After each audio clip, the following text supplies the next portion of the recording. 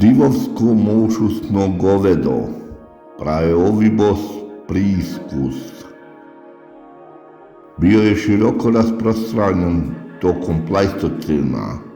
U Europi se protezao od Engleske preko Njemačke pa sve do Španije.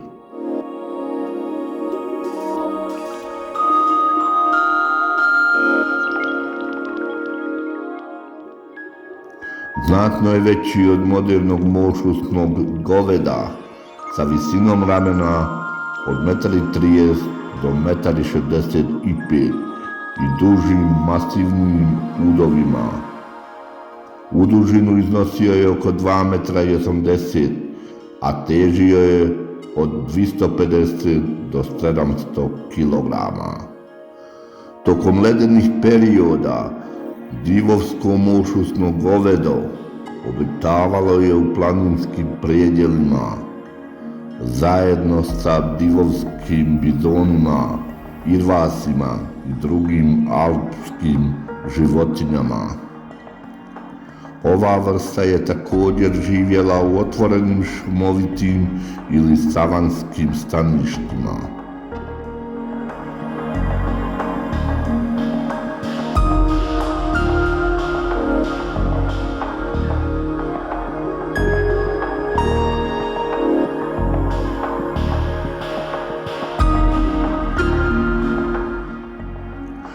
Praeovibos priscus znači rani moušusni vol i pripada plemenu ovibovini, blisko povezanom sa živim moušusnim govedom, Ovibos moschatus, koji danas obitava u Europi, prvenstveno u sjevernoj Europi.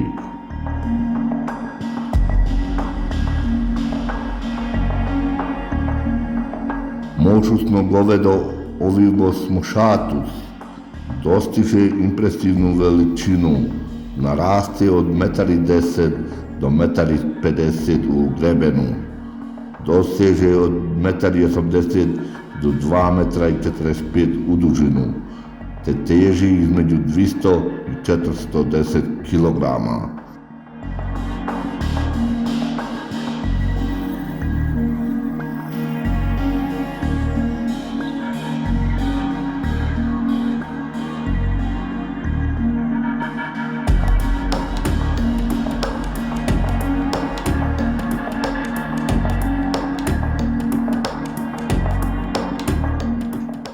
Njegovo vrlo dugo krzno često ga čini još masivnijim i doseže gotovo do kopita, dugo do 60 cm, najduže krzno bilo kojeg sisara.